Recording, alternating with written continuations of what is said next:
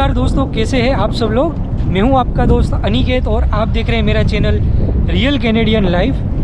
दोस्तों, आज के भी इस वीडियो में मैं आपके साथ ये बात करने वाला हूं, जो नए इमिग्रेंट्स उनको क्या क्या परेशानियां डिफ़िकल्टीज़ उठानी पड़ती है, क्या क्या डिफ़िकल्टीज़ उनको फेस करके थोड़ा ग्रोथ कर पाते हैं, तो ये सब आज मैं बात करने वाला हूँ। और इस बात करने के लिए मेरे साथ है मेरे फ्रेंड मिस्टर यतीन, जो कि अभी बड़ौदा से आए हैं।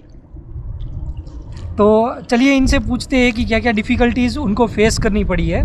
तो यतीन भाई, आप यहाँ पर कितने टाइम पहले आए हैं सस्काटून में? मैं सस्काटून में अप्रोक्सीमेटली 3 महीना पहले आया हूँ। 3 महीना जैसा हो गया मुझे यहाँ पर। यस। ओके, और आप बता सकते हैं सबसे बड़ी जो परेशानी आपको मुश्किल उठानी पड़ी वो क्या थी? तो सबसे पहली हमें जो डिफ़िकल्टी जो मुझे पड़ी थी दैट वाज एकोमोडेशन। जो कोविड सिचुएशन चल रही है, एक्चुअली जो कनाडा में जो भी नया बंदा आता है on PR with family basis, तो उनके लिए एयरबीएनबी एक बहुत अच्छा ऑप्शन रहता है। कि एयरबीएनबी में आपको 15 डेज़ 20 डेज़ 1 मंथ तक रेंटल मिल जाता है हाउसेस। तो वहाँ रह के आप कहीं भी सर्च कर सकते हैं आपके अप्रोप्रिएट एकोमोडेशन के लिए। बट क्योंकि कोविड है, 20 डेज़ 28 डेज़ के लिए एयरबीएनबी लॉक्ड हो गया था, तो वो मुझे मिला नहीं। That was real difficult situation कि आप यहाँ नहीं है और इंडिया में रह के आपको अकोमोडेशन सर्च करना पड़ता है। तो I have to find some social medias. I contacted some friends like Aniket भाई एंड ऑल, एंड वो लोग आपको हेल्प करते हैं यहाँ रहकर कि उनका एरिया दिखाते हैं, अपार्टमेंट दिखाते हैं, आपको पसंद आएगा नहीं आएगा। Then you have to find everywhere whatever you are looking for. आपको जहाँ पे फील होता है कि इट इज़ गुड एकोमोडेशन, तो आपको वहीं से सिलेक्ट करना पड़ेगा। और जब आप सिलेक्ट करेंगे उसके बाद आप इमिग्रेशन पे आते हैं, तो you have to show it to immigration counter कि भाई मैंने पहले से ही मेरा फिक्स किया है। और आप उसके लिए आपको रेंटल भी मतलब 6 मंथ्स एग्रीमेंट 1 ईयर एग्रीमेंट करना पड़ता है। So that was real difficult situation and real difficult task first and initiation, but हो जाता है। तो you have to be prepared from early stages for this. अब इसके अलावा आप बताइए कि सेकेंड डिफ़िकल्टी आपको क्या क्या फेस करनी पड़ी? हाँ, actually second difficulty after accommodation हम कह सकते हैं internet and SIM card. Now the whole world is totally connected to internet, and internet के बिना हम हमारी लाइफ इमेजिन भी नहीं कर सकते। सिम कार्ड के लिए आपको ज़्यादा तकलीफ नहीं पड़ेगी। आपके पास पासपोर्ट है, आपके इमिग्रेशन से डॉक्यूमेंट्स है, तो आप जैसे ही यहाँ लैंड करते हैं और आप जैसे ही अपने एरिया में आते हैं जहाँ आपको अकोमोडेशन है और आप रहने वाले हैं, वहाँ पे आप वो डॉक्यूमेंट्स कोई भी नज़दीक में सिम कार्ड अथॉरिटी है या कोई इंटरनेट सर्विस प्रोवाइडर है, उनको आप देंगे तो वो आपको सिम कार्ड दे देंगे and that will be activated. But वो बहुत कॉस्टली होते हैं कि इंटरनेट की ज़रूरत, हम इंडिया में रहते हैं, पर डे 1.5 GB।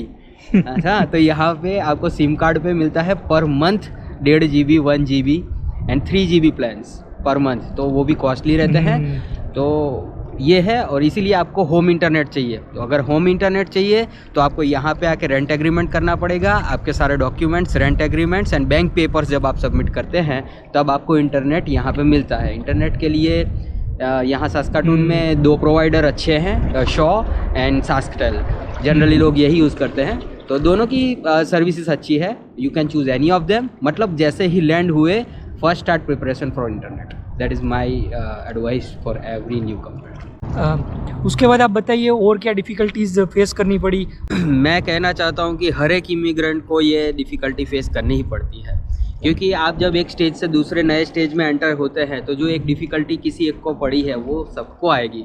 हाँ, प्लस माइनस हो सकती है, क्योंकि कुछ इमिग्रेंट्स जो रहते हैं वो वेल प्रिपेयर्ड रहते हैं, इनिशिएशन से पहले से प्रिपरेशन करके आते हैं, तो उनको थोड़ी सी कम रहती है। और जो बिना सोचे बस ये सोच लेते हैं कि I am going to new country and I am going to my dream country, और कोई प्रिपरेशन नहीं करते हैं, friends, it's really difficult for them. तो मेरी एडवाइस है, आप पहले से करके आइए प्रिपरेशन। जो पॉइंट्स हम लोग यहाँ बता रहे हैं, consider that points, right that points, note that points, and उसके ऊपर आप प्रिपरेशन करिए। आपको कोई दिक्कत नहीं आएगी यहाँ पे, it will be very easy. तो मेरे हिसाब से और एक डिफ़िकल्टी जो फेस करनी पड़ती है वो है finding N job over here. आप यहाँ आ गए, आप वहाँ पे बहुत अच्छी जॉब कर रहे थे, you are very much settled in the job in India, और आप यहाँ पे आके कोई नई जॉब ढूंढने वाले हैं, तो सबसे पहली चीज़ है आपका इंडियन एक्सपीरियंस यहाँ पे बहुत कम काउंट होता है। क्योंकि आपका रिज्यूमे नहीं दिखाएगा। सबसे पहली चीज़ है आपका रिज्यूमे वो नहीं दिखाएगा कि आपकी स्किल्स कितनी है। तो you have to find a job, you have to face interviews over here. तो वो फाइंडिंग अ जॉब है, उसके लिए सबसे पहले आप वेल प्रिपेयर्ड होकर आए जब भी यहाँ पे आते हैं। इवन आपको स्टार्टिंग में कोई भी सर्वाइवल जॉब मिल जाती है, आपको अप्लाई करना है। अप्लाई करने के लिए और एक डिफ़िकल्टी है, that is a resume building. और रेज्यूम बिल्डिंग के लिए मैंने कैसे आपको कैनेडियन रेज्यूमे बनाना है और कैसे जॉब के लिए अप्लाई करना है, इसके लिए ऑलरेडी मैंने 2 वीडियोस बनाकर मेरी चैनल पर अपलोड किए हैं। तो आप वो वीडियोस भी जाकर देख सकते हैं ताकि आपको इन डिटेल आपको जॉब के बारे में पता चल जाए। तो ये जो अनिकेत भाई ने बताया है, please take it very seriously. जब तक आप रिज्यूम बिल्डिंग नहीं करेंगे ना, आपका रिज्यूम यहाँ पे बहुत कम कंसिडरेशन में जाएगा, क्योंकि रिज्यूम के लिए यहाँ पे एक स्पेसिफिक फॉर्मेट रहता है, रिज्यूम की स्पेसिफिक हेडलाइंस रहती है और उसका ही स्पेसिफिक पूरा बिल्टअप रहता है। तो जिस हिसाब से इन्होंने बताया, प्लीज़ गो थ्रू दैट और उस हिसाब से आप रिज्यूम बिल्टअप करिए। और यहाँ पे आके जब आप सबमिट करते हैं, डोंट हेजिटेट एनी जॉब। कोई भी जॉब आपको मिल जाती है survival, you can connect that job, एक बार जॉब स्टार्ट कर दीजिए। बिकॉज और एक डिफ़िकल्टी है जो है यहाँ पे आने के बाद आपका स्पेंडिंग, आपका जो एक्सपेंसेस जाता है, ये तो बहुत डिफ़िकल्ट पार्ट है। या तो वो जब आप एंटर होते हैं ना, तो आप इंडियन मनी जो इंडियन फंडिंग आप सेव करके आए हैं, आपने जो फंडिंग दिखाया था, तो you thought that it will be really helpful for me to settle down over here. But वो जो मनी है, वो जो आपका फंडिंग है ना, यहाँ पे बहुत फास्ट जाएगा बॉस। क्योंकि स्टार्टिंग के डेज में अगर आप अकोमोडेशन भी सर्च करते हैं, तो अकोमोडेशन के साथ साथ आपको एक महीने का रेंट पे करते हैं और 1 महीने की आप डिपॉजिट पे करते हैं। तो हंसते खेलते आपके जाने ना जाने 5 से 6 हज़ार डॉलर कब स्पेंड हो गए आपको भी पता नहीं चलेगा। हो जाएगा। प्लस आपका ग्रोसरीज, आप यहाँ पे आके सीधे खाना ग्रोसरीज है जो सब लाएंगे, वो सब का कॉस्टिंग जाएगा। आप यहाँ बस का पास लेंगे, इंटरनेट लेंगे, जो मैं सब बता रहा हूँ, हर चीज़ एवरीथिंग इज हैज़ पेनी। तो आपको हर जगह पे आपका मनी तो स्पेंड करना ही है। और जब आप नए आए हैं, you don't have any income or source in the dollars, Canadian dollars. तो आप जब भी स्पेंड करेंगे, you will convert it into INR। That is a basic mentality of everybody. तो जब तक आपका इनकम सोर्स डॉलर में नहीं बनेगा ना, आप INR में स्पेंडिंग कर रहे हो, that will be really costly. आपका फंडिंग कब खत्म हो जाएगा आपको पता भी नहीं चलेगा। सो बी प्रिपेयर्ड। सबसे पहले आके आपको जॉब के लिए प्रोसेस करनी है। जॉब के लिए रिज्यूम बिल्टअप आपको इंडिया में करना है, जैसा अनिकेत भाई ने बताया, उस हिसाब से आप बिल्टअप करिए और यहाँ आके सबसे पहले जॉब स्टार्ट कीजिए and start income, start source first. At least आपका सर्वाइवल जॉब भी चालू हो जाएगा ना, you will be very comfortable then. Yes, definitely. और बिना कार के ग्रोसरी कैसे होती है, इसके बारे में आप बताइए।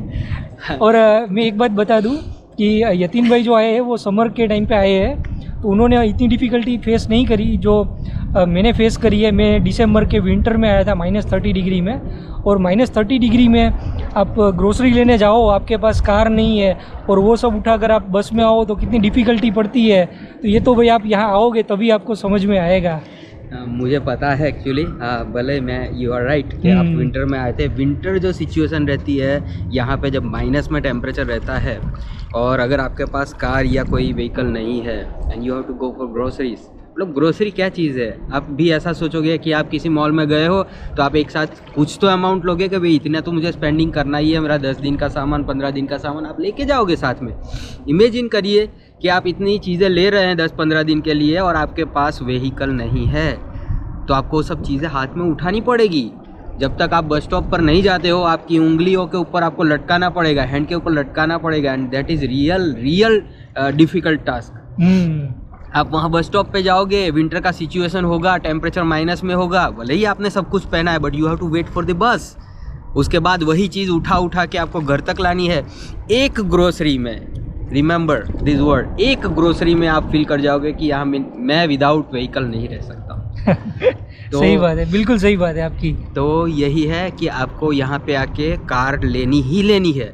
हाँ, कार की मैं ये बोल रहा हूँ, कार इज़ मैंडेटरी बिकॉज यहाँ पे आपको पब्लिक ट्रांसपोर्ट जो है ना वो उतना फास्ट नहीं मिलेगा, इसलिए आपको अपना व्हीकल ज़रूरी है। अब for finding A car, again a difficult task, again one challenge. मैंने मेरे लास्ट वीडियो में जो लाइसेंस कैसे निकलवाते हैं उसके वीडियो में बताया था कि जैसे इमरान हाशमी जन्नत फिल्म में बोलते हैं कि कार नहीं तो प्यार नहीं, और ये बात सही है कि यहाँ पर आप आओ तो कार के बिना लाइफ नहीं है। तो हाँ, तो सबसे पहले आपको क्या करना है, फाइंडिंग ए कार। दोस्तों जब आप कार फाइंडिंग करते हैं ना, तो मुझे पता है I tried until 2 AM in night every day. आपको क्योंकि आप जब सर्च करते हैं, you are finding something best for you, right? तो आप यही सोचेंगे कि मुझे सबसे अच्छी चीज़ मिले, बाकी किसी को कुछ भी मिले, मुझे तो अच्छा ही मिलना चाहिए। तो आप उसके लिए एफर्ट लगाओगे, हर रोज़ रात को 2-2 बजे तक आपको जागना पड़ेगा, आप ये कार ढूंढोगे, वो ढूंढोगे। एक बार आपको ये भी फील हो जाएगा कि उससे अच्छा नई कार ले लेते हैं, but you don't have that much money, you can not spend it at initiation time at least. तो पहले ही अगर आप कार के लिए नई कॉस्ट लेने जाओगे अराउंड 25,000 या 25 to 30,000, तो उतना तो आप स्पेंडिंग नहीं कर पाओगे। तो मैं वो रिकमेंड भी नहीं करता हूँ। तो इससे अच्छा है कि आप पहले सेकंड हैंड कार ट्राई करें। उसके बाद आपको ड्राइविंग पे अपना एक्सपीरियंस आ जाए, आपका कैनेडियन ड्राइविंग लाइसेंस निकल जाए, उसके बाद आप नई कार के लिए जा सकते हैं, और तब तक आपका जो ड्राइविंग एक्सपीरियंस है वो भी अच्छा खासा हो जाएगा। Totally agreed, because I am having around 15 years of driving in India, लेकिन फिर भी मुझे यहाँ डिफ़िकल्टी पड़ती है क्योंकि यहाँ लॉज टोटली डिफरेंट है, यहाँ पे ड्राइविंग स्टाइल टोटली डिफरेंट है। आप जिस हिसाब से इंडिया में चलाते थे with confidence, you can not drive with that confidence over here. तो आपको पहले वो सीखना पड़ेगा, आपको ट्रेन होना पड़ेगा, और वो चीज़ें थोड़ा सा टाइम लेती है। तो पहले मेरा भी यही रिकमेंडेशन है, please find a second hand card और second hand good condition card, and उसमें आप अपना ट्रेनिंग लीजिए, उसमें आप प्रिपेयर हो जाइए, and once you get prepared and confident in your driving, आप नई कार ले सकते हैं based on your fundings and your income. और ड्राइविंग लाइसेंस निकलवाना भी इतना इजी नहीं है जितना लगता है। हाँ। क्योंकि इंडिया में तो ड्राइविंग लाइसेंस आराम से निकल जाता है, आप RTO में गए, वहाँ पर ट्राई दिया और हो गया। लेकिन यहाँ पर जो टेस्ट होती है वो डायरेक्ट रोड के ऊपर ही जाती है, और आपको एक्चुअल जो पोजीशन होती है ट्रैफिक की वही फेस करनी पड़ेगी। तो ये आपको बहुत ही डिफ़िकल्ट हो सकता है कि आप पहली ट्रायल में ना निकल पाए, लेकिन आप अच्छा कोशिश करें कि सेकेंड ट्रायल में तो मैक्सिमम आप निकल ही जाए। मैं अभी फर्स्ट ट्रायल में नहीं निकला हूँ निकेत भाई, मुझे पता है, क्योंकि जो बाजू में बैठते हैं examiner, they see everything, they are very smart people. आपको ऐसा लगेगा कि ये लोग बस बैठे हैं, देख रहे हैं हम कैसे ड्राइविंग करते हैं, not, they are looking at each and every small point what you are doing while you are driving। तो वो एक एक पॉइंट कट करते हैं, जैसे नीचे पेन चलती है, आप ड्राइविंग कर रहे हो, उनकी पेन चलती है। तो आपको वो चीज़ बहुत ध्यान देनी, क्योंकि यहाँ पर रियल प्रैक्टिकल एग्ज़ाम होता है। आपको ट्रैफिक में ले जाते हैं और वहाँ पे आपके पास कार चलवाते हो, एक छोटी सी गलती आपका ड्राइविंग टेस्ट फेल कर सकती है। एक छोटी सी, आपको लगेगा ये क्या गलती है, but it can fail your driving test and you have to be appeared again in the same test. तो it's a skill and tricky, तो आपको उसके लिए टाइम लगता है। तो please be prepared for car and licence. आप जैसे समर की सीज़न में यहाँ पर आए थे, तो आपके लिए ये पहला विंटर होने वाला है, तो विंटर के क्लोथ्स ढूंढना कितना आसान या कितना मुश्किल है, ये आप बताइए। सारे प्रैक्टिकल प्रॉब्लम्स आप दिखा रहे हैं और सारे प्रैक्टिकल प्रॉब्लम्स आप पूछ रहे हैं कि विंटर क्लोथ्स जब हम यहाँ आते हैं, friends, the weather is totally different from India. आप इंडिया में कोई भी स्टेट में या कोई भी एरिया में रहते हैं, एरिया में टेम्परेचर और जो वेदर कंडीशन है वो डिफरेंट है, राइट? तो हम उसी के हिसाब से हमारे क्लोथ्स रहते हैं। जब आप यहाँ पे आते हैं ना, आपको बहुत सारे लोग गाइड करेंगे यहाँ से कि वहाँ जाना, डेक्लेथॉन में जाना, वहाँ से ये वाला जैकेट ले आना, बहुत सारे विंटर क्लोथ्स ले आना, बहुत सारे कैप्स ले आना, शूज़ ले आना। बट मैं ये रिकमेंड करता हूँ पर्सनली, जो मेरा प्रैक्टिकल एक्सपीरियंस है, आपको खाली अगर आप समर में आते हैं तो आप जो जैकेट वहाँ यूज़ करते हैं इन विंटर्स, आपके विंटर के टाइम पे, वो जैकेट लेके आप समर के लिए यहाँ आ सकते हैं। और जो आपके नॉर्मल शूज़ वगैरह आप पहनते हैं वो लेके आ सकते हैं। Don't spend too much money over there in the winter clothes and everything, because जब आप यहाँ एंटर होते हैं और यहाँ जब विंटर की सीज़न चालू होने वाली है ना, तब लोग आपको यहाँ पे गाइड करते हैं कि -15 क्या होता है, -10 क्या होता है, -50 क्या होता है। तो उस हिसाब से आपको आपके क्लोथ्स यहाँ पे ख़रीदने पड़ेंगे।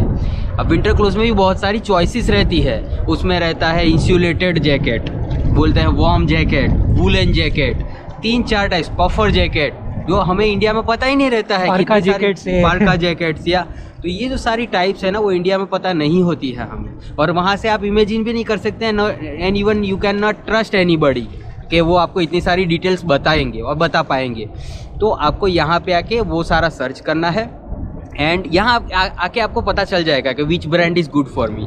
तो आपको फंडिंग भी देखना है, आपका मनी देखना है, वेदर कंडीशंस देखना है, और आपका बॉडी देखना है। किसी का बॉडी टेम्परेचर थोड़ा बहुत प्लस माइनस विस्टैंड कर सकता है, किसी का नहीं कर सकता है, तो आपको ब्रांड भी उस हिसाब से ही सिलेक्ट करना है। बट मोस्टली यहाँ कनाडा में जिस वेदर में हम लोग रहते हैं, कोलंबिया एंड मार्क्स जैसे स्टोर है जिसमें कोलंबिया के जैकेट मिलते हैं, और कुछ अच्छे और जैकेट है जो रियली ब्रांडेड है और कैनेडियन वेदर के हिसाब से डिज़ाइंड है, जो मैंने बताया इंसुलेटेड है, वुलन है, तो उस हिसाब के जैकेट आपको यूज़ करने हैं यहाँ से। तो विंटर क्लोथ्स यहाँ पे आके लेने हैं। हाँ, उसके लिए आप रिसर्च पहले से इंडिया में कर सकते हैं, तो यहाँ पे आके आपको सोचने की ज़रूरत कम पड़ेगी। और विंटर शूज़ वगैरह वो भी आपको यहाँ आके ही लेने हैं। और यतिन भाई ये भी बताइए कि आपकी डॉटर के लिए जो आपने स्कूल फाइंड आउट करी तो कैसे फाइंड आउट करते हैं, क्योंकि जो लोग अपने बच्चों के साथ आने वाले हैं उनको स्टार्टिंग के दिनों में ये परेशानी हो सकती है कि कैसे स्कूल सिलेक्ट करना है। यस फ्रेंड्स, अगर आप अपने चिल्ड्रन को साथ में लेके आ रहे हैं तो आप इंडिया में भी यही ट्राई करते हैं कि मेरा बच्चा सबसे बढ़िया स्कूल में पढ़े, उसको अच्छी स्कूल में एडमिशन मिले। तो मेरा मानना ये है कि यहाँ पर एक्चुअली थोड़ा सा डिफरेंट कल्चर है। मतलब जिस एरिया में आप रहते हैं, देखो स्कूल सारी बेसिक्स अच्छी ही होती है आउट ऑफ कंट्री में, लेकिन फिर भी कुछ एरिया में आप जब इंटरनेट पे जाओगे, मेरा रिकमेंडेशन ये है, आप जिस स्टेट में जा रहे हो कनाडा में, वहाँ की स्कूलिंग देख लो कि कौन से एरिया में कौन सी स्कूल अच्छी है। उसके रिव्यूज़ लिखे होंगे नीचे ऑलरेडी, वो रिव्यूज़ एक बार पढ़ लो तो आपको आइडिया आ जाएगा आपको कौन सी स्कूल के अंदर एडमिशन लेने की इच्छा हो रही है। तो आपको जो भी बेटर ऑप्शन लगता है, अकोमोडेशन उस हिसाब से आप फाइंड आउट करिए, क्योंकि जब आप एकोमोडेशन लेंगे ना, यहाँ ये रूल है कि आप जिस एरिया में रहते हैं उसी एरिया की स्कूल में आपके बच्चे को एडमिशन मिलता है जो नज़दीक पड़ती है। तो अगर यहाँ आने के बाद आप सोचोगे कि मुझे तो वहाँ साउथ वाली स्कूल में एडमिशन लेना है, वो बहुत बढ़िया है, so that will not be possible. तो आपको फिर वहाँ पे मूव होना पड़ेगा वापस। उससे अच्छा है इंडिया से ही आप ट्राई करिए, इंडिया से थोड़ा सा रिसर्च कर लीजिए, एरिया, स्कूल्स, रिव्यूज़, और उसके बाद यहाँ पे आपका एकोमोडेशन चूज़ करिए। आने के बाद आप यहाँ पे ओपन डोर सोसाइटी रहती है, वहाँ पे जाएंगे, वहाँ पे जाके आपके बच्चे की डिटेल्स देंगे तो वो आपको आपके एरिया का स्कूल रिकमेंड कर देगा, and that will be I think very good for all. Yes, definitely. और लास्ट जो डिफ़िकल्टी आती है कि भाई अकेले आ गए यहाँ पर, सस्केचुआन में लैंड कर दिए, कोई फ्रेंड नहीं है, कोई फैमिली नहीं है, तो फिर घर कैसा याद आता है? तकलीफ़ पड़ती है, इवन हम लोगों को, फिर भी हम लोग थोड़े से प्रैक्टिकल है, थोड़ी कम पड़ती है, बट हमारे बच्चे जो होते हैं उनको बहुत ज़्यादा पड़ती है, और उनको देख के हमें भी फील होता है, क्योंकि आप एक एरिया में 15 साल से रह रहे हैं, 20 साल से रह रहे हैं, in between your family and friends, और आपके रिलेटिव्स है, और जब आप अचानक से चेंज करके यहाँ आते हैं, यहाँ you will not find any relatives, any close friends. तो मोस्टली आप जो ज़्यादातर लोग आते हैं, दे हैव चॉइस के उनको बिल्ड करने पड़ते हैं रिलेशंस, यहाँ पे फ्रेंड्स सिलेक्ट करने पड़ते हैं, और friends I assume that everybody know how it is difficult to find new friends which are real and which will be helpful for you for your settlement in your life. तो उसके लिए थोड़ी सी difficulty है, home sickness तब तक रहेगी जब तक आपका यहाँ पे सर्कल नहीं बन पाएगा। तो दोस्तों ये हुई कुछ प्रैक्टिकल डिफ़िकल्टीज़ जो आप यहाँ पर लैंड करते हैं तब आपको फेस करनी पड़ती है। तो उसके लिए ये वीडियो आपको कैसा लगा ये आप मुझे ज़रूर बताइए कमेंट करके। और दोस्तों चैनल पर नए आए हैं तो चैनल को सब्सक्राइब करें और बेल आइकन ज़रूर प्रेस करें, क्योंकि कनाडा की ऐसी ही इन्फॉर्मेशनल वीडियोज़ में अपनी चैनल पर पोस्ट करता रहता हूँ। मेरा वीडियो देखने के लिए बहुत बहुत धन्यवाद।